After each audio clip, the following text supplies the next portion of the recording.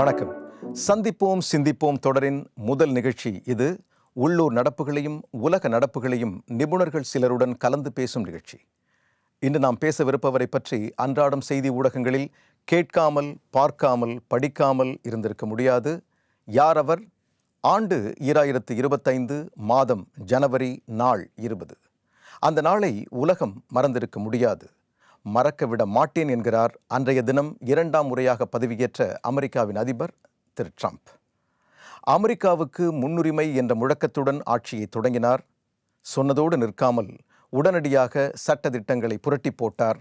வந்ததிலிருந்து தடாலடி மாற்றங்கள், அவற்றால் பல நாடுகளுக்கு ஏமாற்றங்கள். திரு ட்ரம்பின் முடிவுகளால் உலக நாடுகள் எத்தகைய மாற்றங்களை சந்திக்கின்றன? நம் சிங்கப்பூருக்கு முன்னால் இருக்கும் சவால்கள் என்னென்ன? நாம் என்ன செய்ய வேண்டும்? இப்படி பல கேள்விகள் எழுவது இயற்கையே. இவற்றை பற்றி பேசுவதற்கு அரங்கத்திற்கு மூவர் வந்திருக்கிறார்கள். அவர்களை பார்ப்போம். முதலில் திரு கண்ணா கண்ணப்பன், வணக்கம். வணக்கம். பிரிட்டிஷ் டெலிகம்யூனிகேஷன்ஸ் நிறுவனத்தின் வட்டார விற்பனை பிரிவு மேலாளர், அரசியல் ஆர்வலர். இரண்டாவதாக திரு யுகேஷ் கண்ணன், உங்களுக்கு வணக்கம். யுகேஷ் சிங்கப்பூர் தேசிய பல்கலைக்கழகத்தில் அரசியல் அறிவியல் துறையில் இறுதியாண்டு மாணவர், உலக அரசியலை உற்று நோக்குபவர். மூன்றாவதாக திரு கல்யாண் வைத்தியா, வணக்கம். வணக்கம். நிறுவனங்களின் வர்த்தக வளர்ச்சியில் நிபுணத்துவம் பெற்றவர், ஏறக்குறைய 40 ஆண்டு அனுபவம் பெற்றவர், கிட்டத்தட்ட 7 ஆண்டுகள் அமெரிக்காவில் வசித்திருக்கிறார். அமெரிக்க அரசியலை கூர்ந்து கவனிப்பவர். இப்போது கிமு கிபி அப்படின்னு நம்ம கேள்விப்பட்டிருப்போம். இன்னும் கொஞ்சம் காலத்தில் டிமு டிபி அப்படின்னு ஒரு காலம் வரும். ட்ரம்ப்புக்கு முன், ட்ரம்ப்புக்கு பின் அப்படின்னு. அது அமெரிக்காவுக்கும் பொருந்தும், உலகத்துக்கும் பொருந்தும்.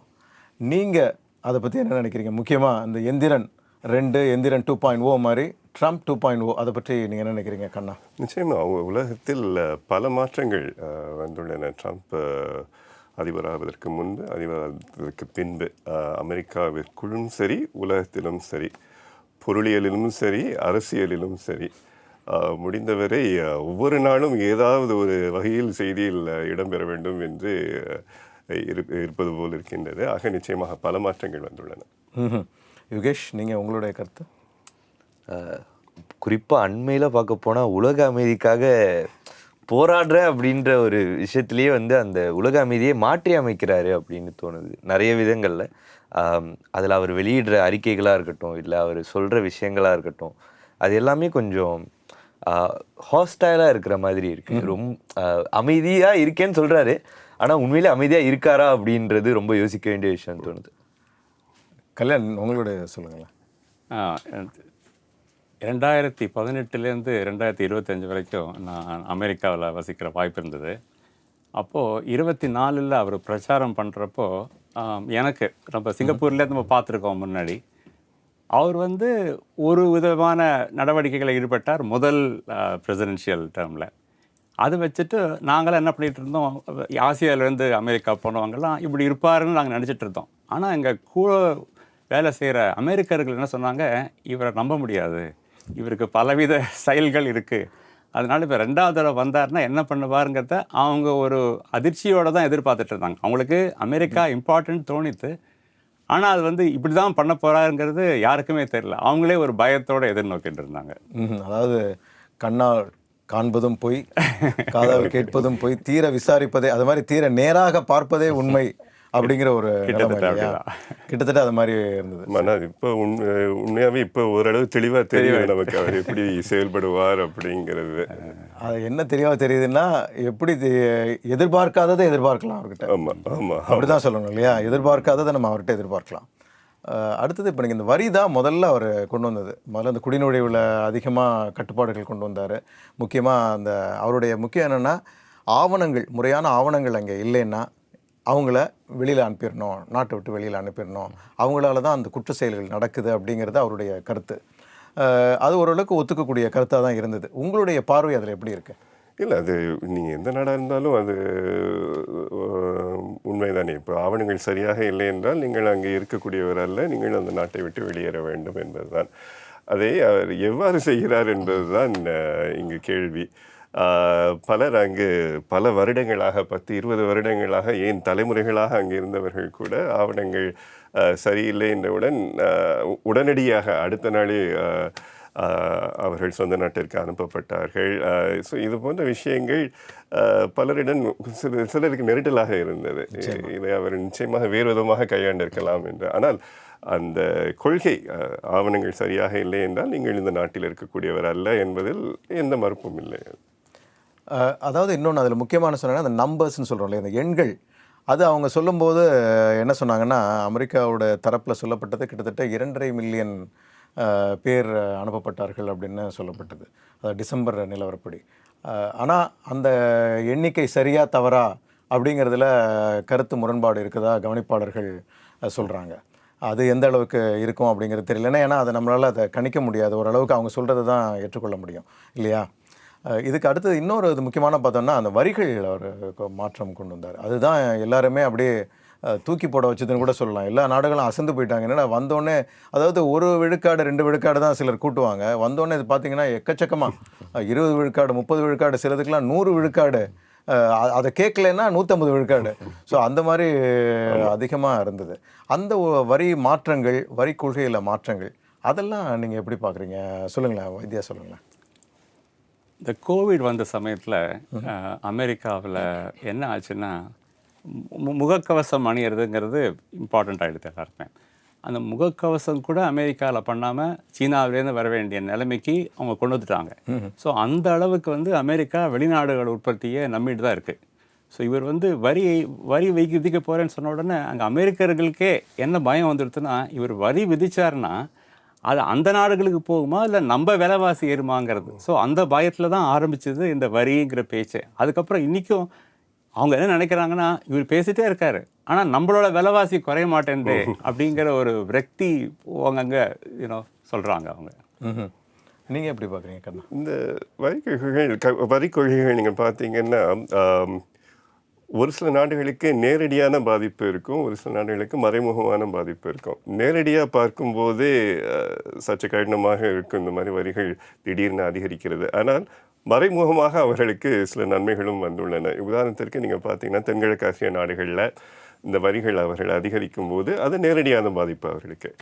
ஆனால் சைனா மீதும் இந்த வரிகள் அதிகரிக்கும் போது பல நாடுகள் சைனாவிலிருந்து மூலப்பொருட்களை வாங்குறது, நேச்சுரல் ரிசோர்ஸஸ் வாங்குறத தவிர்த்து தென்கிழக்கு ஆசிய நாடுகளில் வாங்க தொடங்கினார்கள். இப்போ உதாரணத்திற்கு ஆட்டோமொபைல் பார்ட்ஸ் நீங்கள் பார்த்தீங்கன்னா, சைனாவில் வாங்கிட்டு இருந்தவங்க சரி இந்த வரிகள் அதிகமான உடனே தாய்லாண்டில் வாங்க ஆரம்பித்தாங்க. அதே மாதிரி டெக்ஸ்டைல்ஸ் நீங்கள் பார்த்தீங்கன்னா, சைனாவை தவிர்த்து வியட்நாமில் வாங்க ஆரம்பித்தாங்க. மினரல்ஸ், உலோகங்கள் இதெல்லாம் இந்தோனேஷியாவில் வாங்க ஆரம்பித்தாங்க. ஆக அந்த வகையில் அவர்களுக்கு வருமானம் அதிகரித்தது. ஸோ நீங்கள் கூட்டி கழிச்சு பார்த்தா சில சமயத்தில் இந்த பாதிப்பு அதிகமாக இருக்க மாதிரி தெரியாது. இதில் பார்த்தீங்கன்னா ஆசியான் கணக்கு அப்போ சரியாக இருக்குன்னு சொல்லலாம் இல்லையா? ஆமாம், ஓரளவு அப்படி தான் இருக்குது. அதாவது என்ன சொல்லுவாங்கன்னா, சவால்கள் எங்கே அதிகமாக இருக்கோ அங்கே தான் வாய்ப்புகள் அதிகமாக இருக்கும் அப்படிம்பாங்க. அது நமக்கு ஒரு சாதகமான விஷயமாக அமைஞ்சிருக்கு, ஒரு நல்ல ஒரு அம்சமாக அமைஞ்சிருக்கு. அதில் முக்கியமாக பார்த்தீங்கன்னா, சிங்கப்பூருக்கு அமெரிக்கா 10 விழுக்காடு தான் வரி விதிச்சிருக்கு. ஆசியா நாடுகளில் இது மிக குறைவு. இதை பற்றி உங்களுடைய கருத்து என்ன? சிங்கப்பூருக்கு இது ஒரு நல்ல ஒரு அனுகூலம் இல்லையா? அமெரிக்காவோட அந்த குட் புக்ஸ்ன்னு சொல்லுவாங்க, அதை நல்ல பக்கத்தில் எப்போவுமே சிங்கப்பூர் இருந்துக்கிட்டே வருது, தொடர்ந்து இருந்துகிட்டு வருது. இதை பற்றி உங்களுடைய கருத்து என்ன? அதே மாதிரி தான் நேரடியான பாதிப்பு நீங்கள் பார்த்தீங்கன்னா நீங்கள் குறைவாக இருக்க மாதிரி தெரியலாம் 10 விழுக்காடு. ஆனால் உண்மையாகவே சிங்கப்பூர் ஏற்றுமதி இறக்குமதியை அதிகம் நம்புகிற நாடு. ஆக உலகத்தில் நிலைத்தன்மை சீராக இருக்க வேண்டும். நிலைத்தன்மை இருந்தால்தான் பொருளாதாரம் சீராக இருக்கும். பொருளாதாரம் சீராக இருந்தால்தான் ஏற்றுமதி இறக்குமதி சிறப்பாக நடைபெறும். இப்போ இந்த நிலைத்தன்மை இல்லாத போது ஏற்றுமதி இறக்குமதி குறைகிறது. அதனால் சிங்கப்பூருக்கு நிச்சயம் பாதிப்பும் ஏற்படுகிறது. சரி, இப்போ மற்ற நாடுகள், இப்போ சில நாடுகள், அதாவது அவருக்கு எதிர்த்து நின்ற நாடுகள், முக்கியமாக சீனா, அவங்களுக்கெல்லாம் பார்த்திங்கன்னா எக்கச்சக்கமான வரி விதிச்சிருந்தார். அதை பற்றி உங்களுடைய கருத்து என்ன? இது எந்த அளவுக்கு உலக வர்த்தக சூழலை பாதிக்கும் அப்படின்னு நினைக்கிறீங்க? நீங்கள் 3 பேருமே சொல்லலாம், அந்த கருத்தை சொல்லலாம். கண்டிப்பாக ரொம்பவே பாதிக்கும். ஏன்னா அமெரிக்கா போலவே சீனான்றது உலகத்தில் ஒரு முக்கிய நாடாக இருக்கிற பட்சத்தில், அதுவும் ஏற்றுமதி இறக்குமதிக்கு இப்போ சார் சொன்ன மாதிரி பல நாடுகள் சீனாவை நம்பி ஏற்றுமதி இறக்குமதி செஞ்சிட்ருக்காங்க. பல பொருட்களுக்கு, அது மூலப்பொருட்களாக இருக்கலாம், இல்லைனா சாப்பாட்டு பொருட்களாக இருக்கலாம். அது மாதிரி சிங்கப்பூரும் பல பொருட்களுக்கு இன்றைக்கும் சைனாவை நம்பி தான் இருக்குன்ற பட்சத்தில் அவங்க விதிக்கிற வரின்றது நமக்கு மறைமுகமான தாக்கத்தை அதிக அளவு ஏற்படுத்துது. அதே மாதிரி பல நாடுகளுக்கு இந்த தாக்கங்கள் ஏற்படும் போது எல்லாருக்குமே அந்த ஒரு தாக்கம் அவங்க உணர்ந்தாங்கன்னா அதுக்கான வெளிப்பாடு வேற மாதிரி வரத்துக்கும் வாய்ப்பு இருக்குது. முக்கியமாக நீங்கள் பார்த்தீங்கன்னா மல்டிலேட்ரலிசம்னு சொல்லுவாங்க. அது போயிட்டு இப்போ இன்னைக்கு வந்து ஒரு செல்ஃப் டிபெண்டன்சி, அதாவது தன்னை பேணித்தனம், தனக்கு என்ன வேணும் அதை மட்டும் நம்ம பார்த்துக்குவோம் அப்படிங்கிற ஒரு சூழலுக்கு நாடுகள் தள்ளப்பட்டிருக்கின்றனவா? நீங்கள் என்ன நினைக்கிறீங்க கண்ணா? இது இப்பொழுது இல்லை, கொஞ்சம் கொஞ்சமாகவே நீங்கள் பார்த்தீங்கன்னா ஐரோப்பாவிலும் பல நாடுகளில் இது நம்ம கண்கூடாக இதை பார்க்குறோம். அமெரிக்காவும் இதனை இப்பொழுது பின்பற்றுகிறது. எப்பொழுதுமே எல்லா நாடுகளுமே ஓரளவுக்கு தன்னை பின்தனம் அதை வைத்துக்கொண்டு தான் செயல்படுகிறார்கள். அது எந்த அளவிற்கு இருக்கிறது என்பது தான் இங்கு கேள்வி. இப்பொழுது அதிகமான அளவிற்கு அதை பார்ப்பது போல் தெரிகிறது. ஆனால் அது எல்லா நாடுகளும் அவ்வாறு செய்ய முடியுமா என்பது மற்றொரு கேள்வி. பெரிய நாடுகள், வலுவுள்ள நாடுகள் அவ்வாறு செயல்படலாம். சிறிய நாடுகள் எப்பொழுதுமே மற்ற நாடுகளை நம்பித்தான் இருக்கின்றன. தன்னலத்தை மட்டும் பார்த்து அவர்கள் செயல்பட்டால் ஆகாது அவர்களுக்கு. ஆனால் முதல் தவணை காலத்தில் பார்த்தீங்கன்னா அவருடைய மீது தனிப்பட்ட முறையில் பல குற்றச்சாட்டுகள் வைக்கப்பட்டன. அதை எதிர்கொள்கிறதுல அதில் கொஞ்சம் அவர் கவனம் செலுத்துகிற மாதிரி இருந்தது. ஆனால் இந்த முறை என்ன பண்ணிட்டாருன்னா அவர் மேலே எந்த கவனமே செலுத்த முடியாதவாறு உலக நாடுகள் பக்கம் கவனம்லாம் இப்போ திரும்பி இருக்கு. இப்போ யாருமே ட்ரம்ப் என்ன பண்ணார், ஏது பண்ணார் அப்படின்னு பார்க்காம அடுத்து என்ன பண்ண போகிறாரு அப்படிங்கிறதுல இப்போ உலக நாடுகள் கவனம் செலுத்த இருக்கலாம். ஒரு அற்புதமான ஒரு போக்காக இருக்குது. ஏன்னா இப்போ வந்து இப்போ அவருடைய இறந்த காலம் பற்றி அது சரியா தவறா என்பதை பற்றி விவாதிப்பதற்கு பதிலாக நாளை என்ன நடக்க போகிறது அப்படிங்கிறதுல தான் இப்போ உலகம் அதிகமாக கவனம் செலுத்துது. முக்கியமாக பார்த்தீங்கன்னா வெனிசுவேலா யாருமே, அதாவது அவர் சொல்லிகிட்டே இருந்தார், டிசம்பர்லேருந்து சொல்லிகிட்டே இருந்தார், நான் வரப்போகிறேன் அப்படின்னு சொன்னார். அப்புறம் 30 கப்பல்கள் மேலே தாக்குதல் நடத்தினார், எல்லாம் பண்ணார். அவர் சொல்கிற காரணம் போதைப் பொருள்கள் அமெரிக்காவுக்குள்ளே வருது, இதுக்கு காரணம் வெனிசுவேலா தான், அதனால நாங்கள் வெனிசுவேலா மேலே தாக்குதல் நடத்துவோம் அப்படின்னு சொன்னார். ஆனால் இரவோடு இரவாக போய் யாருமே எதிர்பார்க்கல. இரவோடு இரவாக போய் நாட்டு அதிபர், அவருடைய மனைவி 2 பேரையும் அப்படியே அழகாக கூட்டிகிட்டு வந்து அமெரிக்காவுக்குள்ளே கொண்டு வந்து அவங்க கைது செய்து இப்போ குற்றச்சாட்டும் அவங்க மேலே சுமத்தப்பட்டிருக்கு. இது மாதிரி போதைப் பொருள்கள் கொண்டு வந்ததாக குற்றச்சாட்டு கொண்டு வரப்பட்டிருக்கு.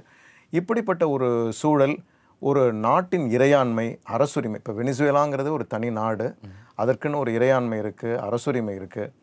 அதை இன்னொரு நாடு திடீர்னு உள்ளே போய் அதனுடைய அதிபர், மனைவி 2 பேரையும் கூட்டிகிட்டு வந்துட்டு நீங்கள் இனிமேல் உங்களுக்கு வேறு அதிபர் வருவார், இவர் அதிபர் இல்லை அப்படின்னு அவங்க இன்னொரு நாடு முடிவெடுக்கிறாங்க. இந்த ஒரு இப்படிப்பட்ட ஒரு நவீன உலகில் இது ஒரு புதிய ஒரு மாற்றமாக இருக்குது, அதிரடி மாற்றமாக இருக்குது. இதெல்லாம் நீங்கள் எப்படி பார்க்குறீங்க? முக்கியமாக யுகேஷ் நீங்கள் சொல்லுங்களேன். இது எனக்கு இவர் இப்படிலாம் பண்ணுறப்ப தான் கொஞ்சம் ஒரு மாதிரி குழப்பமாக வேடிக்கையாகவும் இருக்குது. ஒரு பக்கம் பார்த்தா குழப்பமாக இருக்குது, ஒரு பக்கம் பார்த்தா வேடிக்கையாக இருக்குது. ஒரு பக்கத்தில் நான் 8 மாதத்தில் 8 போரை முடித்தேன், நான் ஒரு அமைதி தூதர் அப்படின்னு காட்டிக்கிறாரு. இன்னொரு பக்கம் பார்த்தா வன்முறைன்னு சொல்ல முடியாது, ஆனால் ஒரு வகையில் வந்து எந்த அளவுக்கு அமெரிக்காவுக்கு அந்த உரிமை இருக்குது அப்படின்றத கேள்விக்கு கொண்டு வருது அப்படின்னு நான் நினைக்கிறேன். எப்படின்னா குழந்தைய ஒரு பக்கம் கிள்ளிட்டு இன்னொரு பக்கம் தொட்டில் தாளாட்டுற மாதிரி இங்கே இதுவும் பண்ணுறாரு, அங்கே வந்து நான் அமைதியை காக்கிறேன் அப்படின்னு சொல்லும்போது அது கொஞ்சம் குழப்பமாக, முன்னுக்கு பின் முரணாக இருக்குது. ஆமாம்.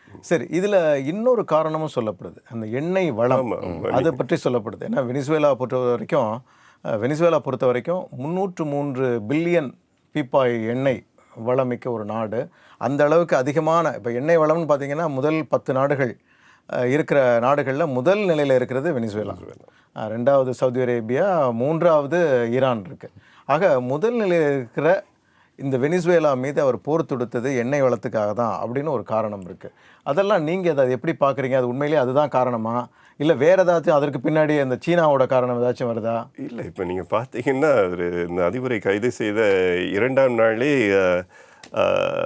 பல நிர்வாகிகளை அழைத்து அங்கே உள்ள எண்ணெய் கிணறுகளை எவ்வாறு நாம் நிர்வகிக்க வேண்டும், எவ்வாறு சிறந்த முறையில் அவற்றை மேலும் சீரமைக்க வேண்டும் என்றெல்லாம் ஏதோ அவர் சொந்த நாடு மாதிரி அவர் தொடங்கிட்டார். ஆக நிச்சயமாக பின்னணியில் இது ஒரு காரணம் இருக்குது அப்படிங்கிறது தெளிவாக தெரியுது.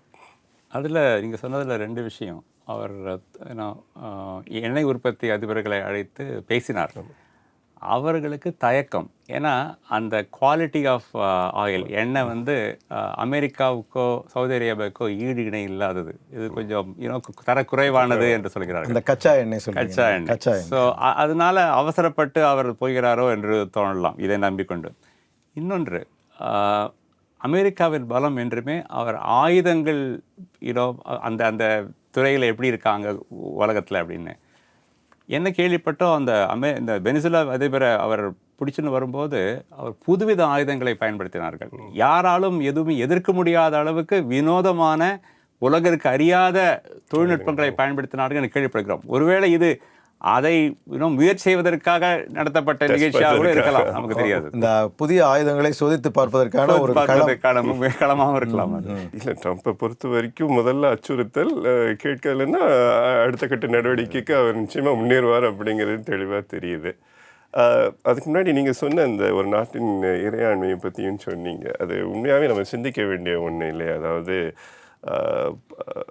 நாடுகள், பெரிய நாடுகள் இருக்கின்றன, நம்ம சிங்கப்பூர் போன்ற சிறிய நாடுகளும் இருக்கின்றன. ஆக இவ்வளவு எளிதாக ஒரு நாட்டின் இறையாண்மை போகின்றது என்று பார்க்கும்போது சிறிய நாடுகள் சற்று அச்சம் கொள்வது நியாயம்தான். இப்போ சிங்கப்பூரும் அதுபோல் ஒரு தூரத்துலேருந்து பார்க்கல, அடடா இது இவ்வளவு எளிதாக இருக்குமா அப்படின்னு இதை கேள்வி கேட்பதற்கு கூட பல நாடுகள் அதாவது அறிக்கைகள் விட்டார்களே ஒழிய அதற்கு மேல் வேறு எதுவும் அவர்களால் செய்ய முடியவில்லை. ஏன்னா கண்டனம் கூட சொல்ல முடியல இல்லையா? ஏன்னா கண்டித்தாலே அவர்களுக்கு என்ன ஒரு தயக்கம் இருக்கும் என்றால், ஆஹா அடுத்து நாம் கண்டித்தால் நம் மீது பாய்ந்து விடுவாரோ அப்படிங்கிற ஒரு அச்சம் இருக்கலாம். ஏன்னா எந்த நேரத்திலும் எதுவும் நடக்கலாம் அப்படிங்கிற ஒரு நிலைமையில தான் உலக நாடுகளே இருக்குது, உலகமே இருக்குது இல்லையா? அமெரிக்க அதிபர் ட்ரம்ப்பை பொறுத்த வரைக்கும் தன்னிச்சையான முடிவுகளை அவர் எடுக்கிறாருன்னு சொல்கிறீங்க. இப்படிப்பட்ட ஒரு காலகட்டத்தில் உலக நாடுகள் இனி எப்படி செயல்பட வேண்டும்? ஆமாம், நீங்கள் இப்போ இந்த போர்ட் ஆஃப் பீஸ் எடுத்துக்கிட்டாலும் அது எந்த சட்டத்திட்டங்களுக்கு அடியில் செயல்படும் அப்படிங்கிறது கூட தெளிவாக இல்லை. அதே போல் உலகம் பல ஆண்டுகளாக இல்லை, இந்த இரண்டாம் உலகப் போரிலிருந்தே உலகம் இந்த உலக நீதி, அதாவது ஒரு சில சட்டத்திட்டங்களுக்கு உட்பட்டு அனைத்து நாடுகளும் செயல்படும் அப்படிங்கிற ஒரு வேர்ல்டு ஆர்டர், உலக ஒழுங்குன்னு சொல்லுவோம். அதுவே இப்போ மாறி போயிடுச்சு இல்லையா? ஆனால் இந்த உலக ஒழுங்கை நம்பித்தான் பல நாடுகள் செயல்பட்டு கொண்டிருந்தார்கள். இப்பொழுது அது இல்லை என்கிறப்போ கட்சிகள் தொடங்கும். இந்த சில நாடுகள் சேர்ந்து இது ஒரு கட்சி, இந்த சில நாடுகள் சேர்ந்து இது ஒரு கட்சி என்று கட்சிகள் சேர்த்துக்கொள்ள ஆரம்பிப்பார்கள் என்பது தெளிவாக தெரிகிறது. சைனா அவர்களுக்கு நட்பு நாடுகளை சேர்த்துக்கொண்டு அவர்கள் ஒரு அமைப்பை அமைத்து கொண்டிருக்கிறார்கள். அதே போல் அமெரிக்கா, கூடிய சீக்கிரம் ரஷ்யாவும் தொடங்கும்.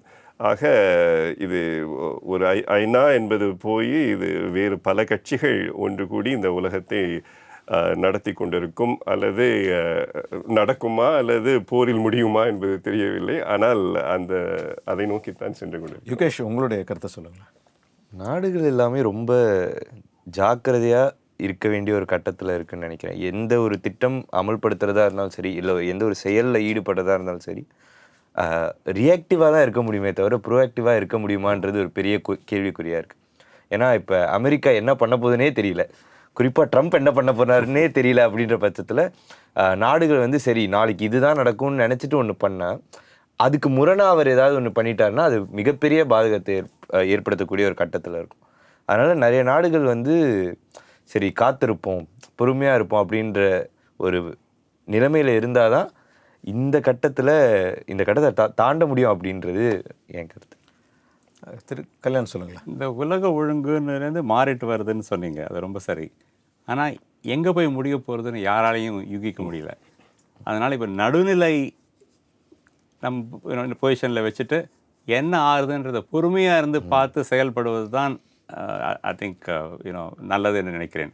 ஏன்னா இப்போவே நீங்கள் சேர்ந்துட்டிங்கன்னா அந்த குழுமம் பிரிந்துவிடும், இன்னொரு குழுமம் சேர்ந்து விடும். ஸோ எது எங்கே யார் சேரப்போகிறார்கள் யாருக்குமே தெரியாது. ஒரு 2-3 வருடம் பொறுத்திருந்து காத்திருந்து உலக அமைதி ஏற்படுவதற்கு என்னெல்லாம் குழுமங்கள் லாங் டேர்ம் ஏற்படுகிறத பொறுத்திருந்து கண்டு நம்முடைய யுக்திகளை கையாள சொல்கிறீங்க. இப்போ நீங்கள் சொல்லிட்டு இருக்கும்போது அதிகமான குழப்பம் இருக்குங்கிறீங்க. இவ்வளோ பெரிய ஒரு குழப்பத்தில் ஒரு நாட்டை நடத்தணும், அது எவ்வளோ பெரிய ஒரு சிக்கலான ஒரு விஷயம். அதுவும் சிங்கப்பூர் போன்ற மனித வளத்தையே நம்பி இருக்கக்கூடிய நாடு நிறைய நாடுகள் இருக்காங்க. இது மாதிரி ஒரு சிறிய சிறிய நாடுகளாக நிறைய நாடுகள் இருக்காங்க. அவங்களுடைய நிலைமை என்ன, அவங்க சந்திக்கிற சவால்கள் என்னன்னு சொல்லுங்களேன். சிங்கப்பூர் போன்ற நாடுகள் கொஞ்சம் பொறுமையை கடைபிடிக்க வேண்டும். அதை தான் நம் பிரதமர் லாரன்ஸ் வாங் செய்கிறார் நினைக்கிறேன். இந்த போர்ட் ஆஃப் பீஸில் அவர் உடனே சென்று கைதரவில்லை. அவர் யோசித்து எந்த பக்கம் நியாயம் இருக்கிறது, எது நமக்கு நல்லது, short term and long term, நீண்ட கால பிரயோஜனங்கள் என்னென்ன இருக்குது, அதை முடிவு செய்து அதன் பின்னே, ஏன்னா சைனா ஒரு பக்கம், ரஷ்யா ஒரு பக்கம், அமெரிக்கா ஒரு பக்கம், அதிபர் ட்ரம்ப்னால மட்டும் இல்லை, பல நிகழ்வுகள் நடந்திருக்கின்றன ஒரே சமயங்களில். ஸோ அதற்கு சிங்கப்பூர் மிக மிக ஜாக்கிரதையாக செயல்பட வேண்டும். இன்னொன்று, நீங்கள் முன்னாடி சொன்ன மாதிரி குளோபலைசேஷனே போயிட்டு அவங்கவுங்க சொந்தமாக நம்மளை பார்த்துக்கிறது, நமக்கு வேண்டிய செஞ்சுக்கிறது நிலைமை வந்ததுன்னா சிங்கப்பூர் போன்ற ட்ரேட் பேஸ்டு கண்ட்ரீஸ்க்கு வந்து சேலஞ்சஸ் இன்னும் ஜாஸ்தியாக வாய்ப்பு இருக்குது. அதனால் நிச்சயமாக நாம் வந்து நிறைய சிந்திக்க வேண்டும். நம் மனித வளத்தை பல்மடங்கு விரிவுபடுத்த வேண்டும். நீங்கள் சொல்லுங்களேன் கண்ணா, என்னென்ன சவால்கள் இருக்குது, சிங்கப்பூர் அதை எப்படி சமாளிக்கணும்? மிகவும் ஜாக்கிரதையாக இருக்க வேண்டும் ஒன்று. ஆனால் அதே சமயத்தில் நம்ம நடுநிலைமையிலேயே இருக்கணும் அப்படின்னு பார்த்துக்கிட்டு இருந்தோம்னாலும் அது எவ்வளோ நாளைக்கு அதை தாக்கு பிடிக்க முடியும் அப்படிங்கிறது தெரியல. நம்ம பார்க்குறோம், அமெரிக்கா ஓரளவு உங்கள் கையை பிடிச்சிக்கிட்டு ட்விஸ்டிங் யூ ஆர்ம்ஸ் ரெடி இப்போ, ரைட்? ஸோ எவ்வளோ நாளைக்கு உங்களால் நான் நடுநிலைமையில் இருக்கேன் அப்படின்னு சொல்லிகிட்டு இருக்க முடியும் அப்படிங்கிறது தெரியலை. ஆனால் ஒரு கட்டத்தில் ஏதாவது ஒரு முடிவு எடுத்து ஏதாவது ஒரு நாட்டுடன் சாதகமாக இருக்க வேண்டும் என்று நாம் அந்த முடிவுக்கு வந்தால் நிச்சயமாக தீர்க்கமாக யோசித்து அந்த முடிவை எடுக்க வேண்டும். யுகேஷ், நீங்கள் சொல்லுங்களேன். சிங்கப்பூர் போன்ற சிறிய நாடுகளுக்கு வந்து இப்போ மிகப்பெரிய அச்சமாக என்ன இருக்குன்னா, வெனிசுவேலா இல்லை கிரீன்லாண்டில் அவர் எடுக்கிற அந்த நடவடிக்கைகள் போல் நம்ம நாட்டுக்கு என்னைக்காச்சும் வருமா அப்படின்ற ஒரு அச்சம் நிச்சயமாக நிலவக்கூடும். ஆனால் அந்தந்த நாடுகளுக்கு இருக்கிற அந்த பலங்கள் என்ன, பலவீனங்கள் என்ன அப்படின்றத ஆராய்ஞ்சு அது பொறுத்தவரை அவங்களுடைய வெளித்துறை அமைச்சையும் இல்லை வெளித்துறை திட்டங்களையும் அவங்க திட்டமிட்டாங்கன்னா நிச்சயமாக இந்த கட்டத்தை தாண்ட முடியும்னு நம்புகிறேன். ஆனால் கடினமான நிலைமை தான். ஏன்னா எதுவுமே எதிர்பார்க்க முடியலை இல்லையா? நீங்கள் முன்னாடி சொன்ன மாதிரி எதிர்பார்க்காதான் எதிர்பார்க்கணுன்றப்ப ரொம்ப கஷ்டமான ஒரு நிலைமை. ஆனால் நிச்சயமாக சிங்கப்பூர் இதை தாண்டி வரும் அப்படின்ற நம்பிக்கை இருக்குது. ஒவ்வொரு நாள் முடியும் போதும் நாளை விடியும் போது அதிபர் ட்ரம்ப் புதிதாக என்ன நடவடிக்கையை எடுக்கப் போகிறார் என்ற குழப்பத்துடனும் அச்சத்துடனும் தான் உறங்கப் போகின்றன உலக நாடுகள். ஏதாவது ஒரு கட்டத்தில் தீர்க்கமான முடிவெடுக்க வேண்டிய கட்டாயத்திற்கு அவை தள்ளப்படக்கூடும். அத்தகைய முடிவுகள் அமெரிக்காவுக்கு சாதகமாக இருந்தால் பரவாயில்லை, அதன் எதிர்பார்ப்புக்கு மாறாக இருந்தால் என்னவாகும்? முக்கியமாக சிங்கப்பூர் போன்ற சிறிய நாடுகள் எத்தகைய நிலைப்பாட்டை எடுக்கும்? இவற்றையெல்லாம் பொறுத்திருந்துதான் பார்க்க வேண்டும். அமெரிக்காவில் அவருக்கு ஆதரவு எப்படி இருக்கிறது என்பது ஆட்சியின் இடைத்தவணை கால தேர்தலில் தெரிந்துவிடும். அதற்கு இவ்வாண்டு நவம்பர் வரை காத்திருக்க வேண்டும். மீண்டும் அடுத்த நிகழ்ச்சியில் சந்திப்போம். அதுவரை உலக நடப்புகள் பற்றி சிந்திப்போம். நன்றி, வணக்கம்.